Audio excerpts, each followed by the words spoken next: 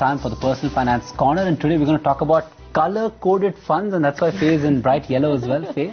Well, actually, I don't know how many of our viewers know this, but Sandeep Gurumurthy is a very health-conscious man. So he tends to be very careful about what he eats. And you know, Sandeep, when we go into a store and you buy processed food, there's that stamp in the corner that tells you whether it's vegetarian or not, the little green stamp. But that's not always enough. Sometimes you have to flip it over and see how much sugar content, how much salt content is in that food. So it's the same thing with mutual funds. SEBI has now brought in these stamps to tell us whether it's risky or not risky. We need to find out if the stamp is enough, or do we need to flip it over and find out how much sugar is in that mutual fund.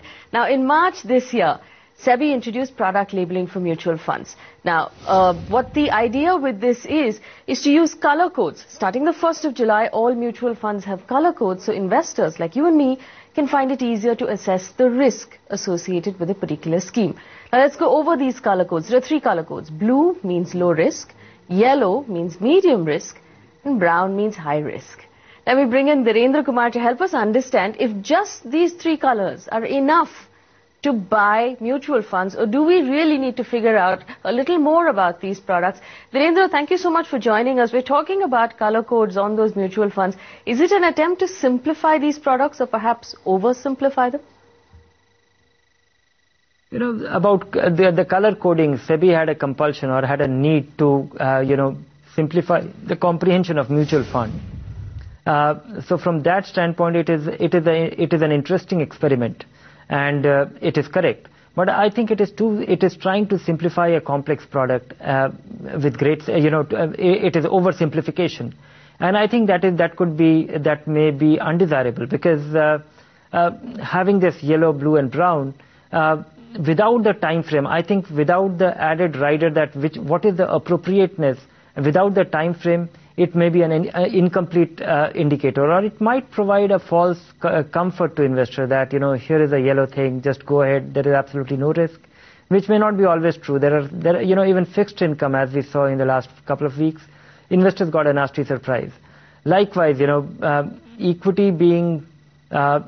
equity comes in all shades. You have the sector fund, which could be extremely volatile, going by, what has happened to the banking funds. The brown thing might be a misleading thing. Well, Dhirendra, there are close to 4,000 funds in our market. How would you recommend then an investor choose the fund they want to invest in?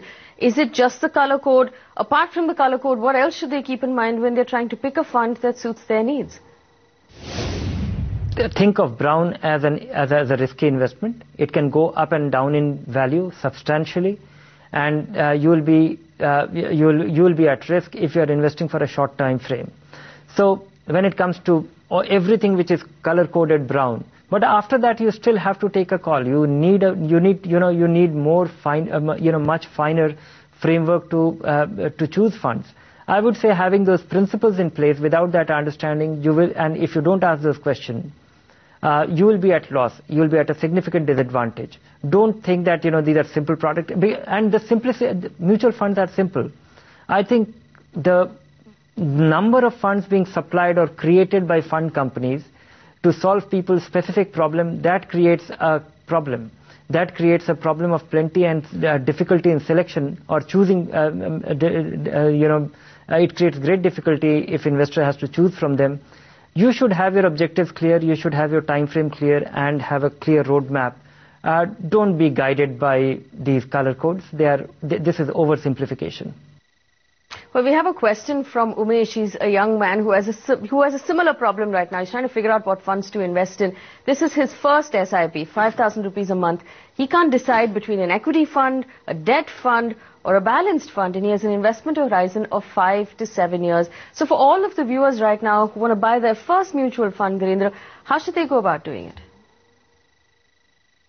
I would say that, he should get started with a balanced fund and should certainly continue for next 3 to 5 years. And I'm not pointing to, it is unreasonable to expect what kind of return, but, return is a function of our environment as well. A great advisor or a great opinion or a great fund will not generate return in isolation. If we get very downbeat about our economy, if the market tanks, and if there is complete hopelessness over the next few years, I don't think investments will flourish or your investments will do well.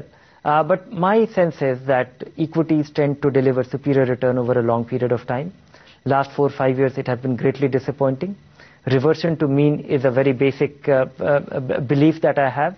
And investors, if they follow the disciplined approach, which is investing regularly, staying the course, not trying to time the market, and choose a reasonable fund, not necessarily the best fund, one should be well off. So all the best. Choose a good balanced fund and invest with discipline. Invest with discipline. Dhirendra, thank you so much for joining us and answering our questions. If you have a question for Dhirendra, email ID is on your screen right now.